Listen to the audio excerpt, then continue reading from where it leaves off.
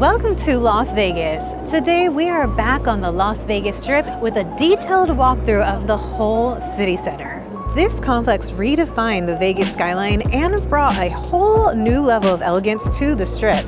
And it's a testament to architectural ambition. I'm Dani702, and in today's episode, I'm going back to the basics. We are going to do a whole detailed walkthrough of each of the spots that you can find here at the CityCenter. Or, as I just learned, it was renamed a few years ago to be the Aria Complex. CityCenter was a groundbreaking project, the largest privately funded construction project in the US at that time. Not only do I find this spot to be just absolutely stunning, the architecture here is so beautiful, but I also have ties in it as this was the first spot on the Las Vegas Strip that I used to work at. Since I worked here, a whole lot has changed. It's fascinating to consider the layers of history that's beneath our feet. In this very spot, the sleek, modern marvel was once home to a very different kind of Vegas experience. Before it was the CityCenter, it was the site of the Waldorf Hotel and Casino, which had a Coney Island style facade and a bit of a carnival atmosphere. Now, it was known for its affordable rooms and food, and it's a real contrast to the mega resorts that were popping up all around it. But who else remembers the crazy facade? It had a huge clown face that you would see as you're driving down the Las Vegas Strip, and I saw my very first Elvis show at the Boardwalk Casino. I believe that closed in 2006, if I have that right, to make way for this. Here's a map of the CityCenter. You can get an idea of just how big it is. Our first stop is going to be the perfection of luxury here at the Waldorf Astoria. This was the first spot to open in the CityCenter, but back then it opened as the Mandarin Oriental. This elegant non-gaming hotel is the building on the side of the CityCenter, and it offers a more tranquil escape from the bustling Strip. Notice the slick contemporary design, but the Waldorf Astoria boasts stunning views, world-class dining, and a serene spa. You will find that impeccable service that the Waldorf Astoria is known for. It's got a sense of calm. Now, this hotel has no casino, but they do have a few on-property food options like the Zen Kitchen. But the tea lounge has been high on my bucket list for many years. You can enjoy classic English afternoon tea on the 23rd floor with the most incredible view. I think the tea room is over here. You see these windows. I'm pretty sure that's the tea room, and then it's blocked off right now. When we were walking in, there was a bunch of construction, so that might be that area there. But check out this view. The tea room is going to be a bit more angled towards the boulevard, so you can see a lot further down than where I'm standing now. But it's a pretty cool view, though.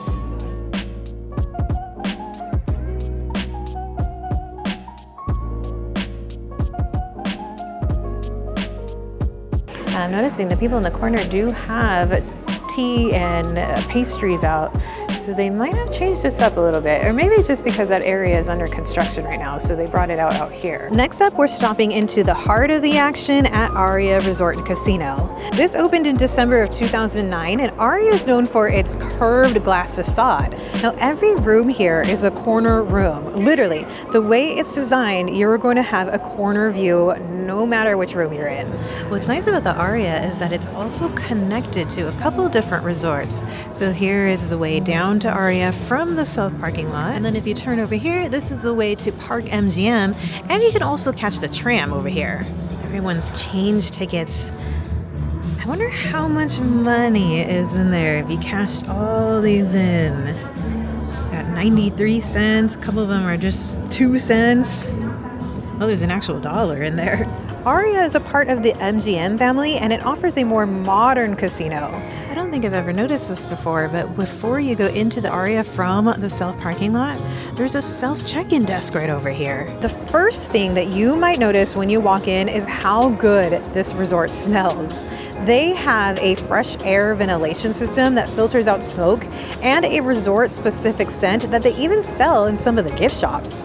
The casino has a sports book, a poker room, and they always have tournaments going on in this poker room. There's a high limit area, and of course a ton of table games and slots. Look at the ceiling. The ceiling is really cool. This whole resort just has the coolest architecture. Right across from that high limit slots is another high limit slots. This one's got a name on it called Spin. High limit lounge to the right. You got your own private bar in there. Looks like, and I did not know that they have a full room dedicated to Baccarat back here. Their sports book is a little hidden in the back here. You got a Bet MGM. Of course, Aria is part of MGM. They have a couple of different bars and lounges on site. We'll come across a few of them as we walk around. This one's called the Lift Bar because it's located right next to the guest elevators. Swinging around to the lobby, there's the lobby bar. Normally the lobby bar is decorated the way the lobby is set up. I know that they just recently had a Chinese New Year decor or theme out here in the lobby. Right now it looks pretty bare.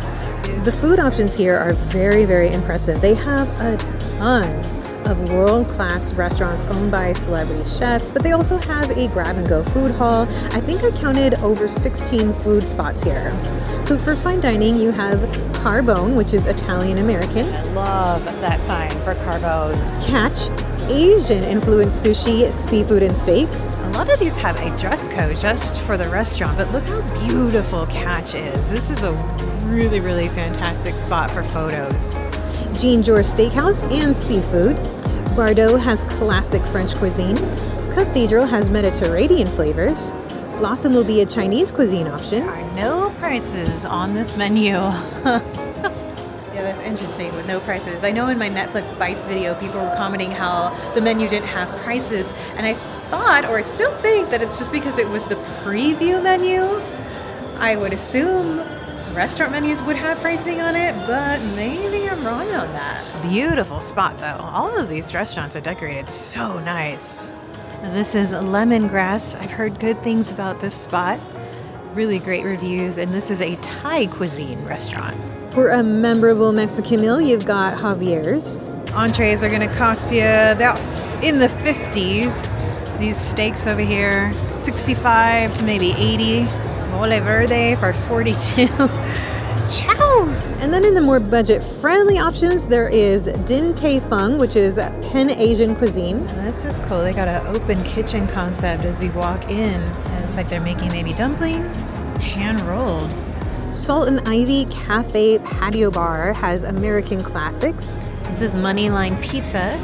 They do have a restaurant and bar. You can also walk up and grab a pizza or a slice to go. These are pretty big slices too. Ooh, the okie dokie artichoke looks pretty good. There's also Posh Burger and a Starbucks, a juice bar, and even a French bakery that is open 24 hours a day. They've got a couple of quick grab-and-go items like sandwiches and salads. Also an area where you can grab some coffee. Oh, they still have pumpkin spice latte. Also gelato. Single scoop looks like it's going to cost you $6.50. They make cakes on site too. Look at how beautiful some of these pastries are. God, these look so good. Look at that cinnamon roll.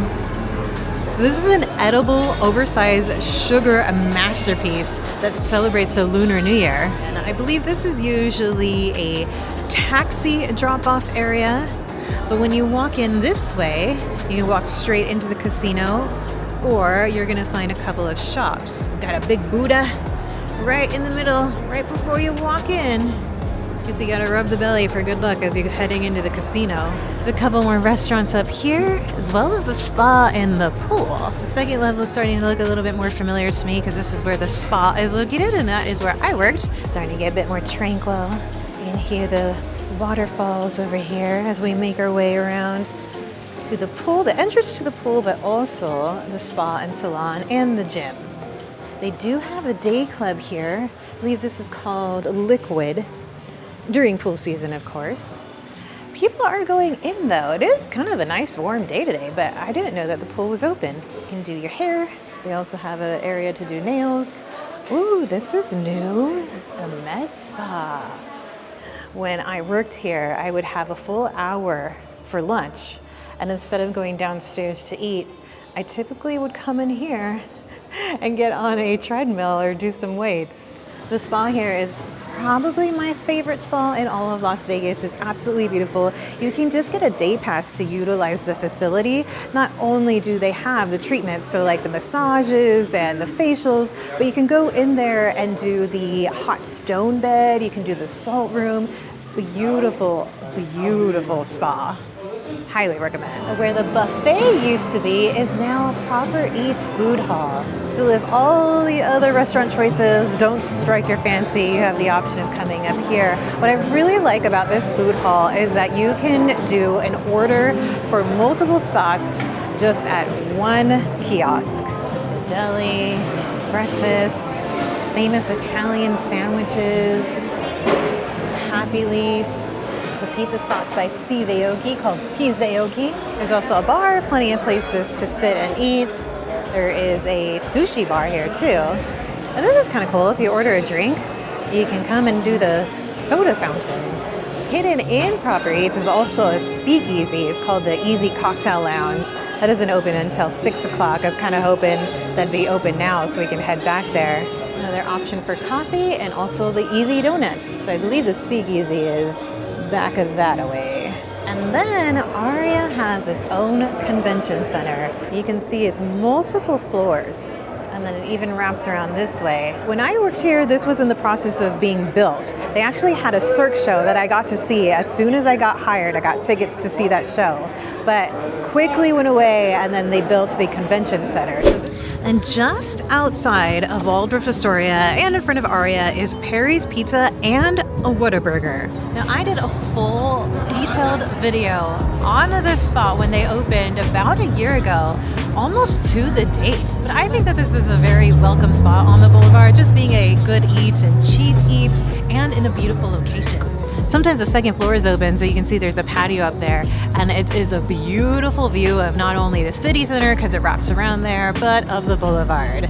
We're gonna grab some food here at Whataburger, being that it is a cheap eats option, but also right across the street is the boulevard. That is going up in front of the Polo Towers, another shopping complex, but there is going to be a world's largest In-N-Out. It does look like the prices went up since the last time I was here though. Don't remember just the regular Whataburger being $9.99 before. I feel like that went up.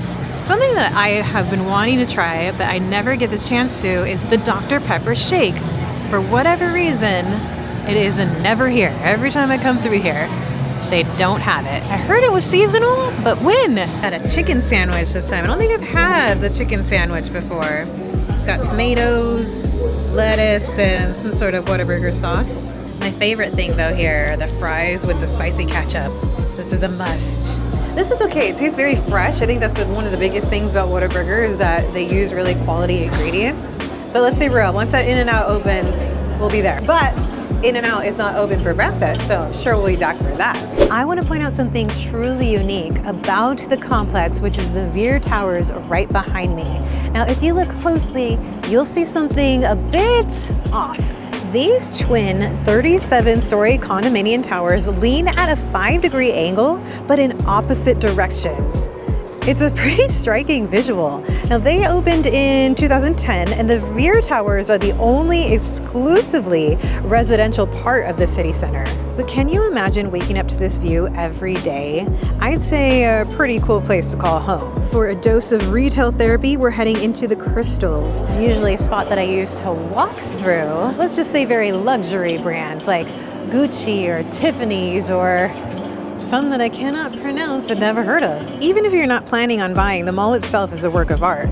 It's got soaring ceilings and just a unique design element. They opened in 2009 and it quickly became a staple for luxury shoppers. Located on the 3rd level are 2 attractions that I have not been to, but I've been wanting to. They have the Princess Diana, a tribute exhibition. Over 700 Princess Diana artifacts in here. And then they have the immersive Van Gogh / immersive Disney animation.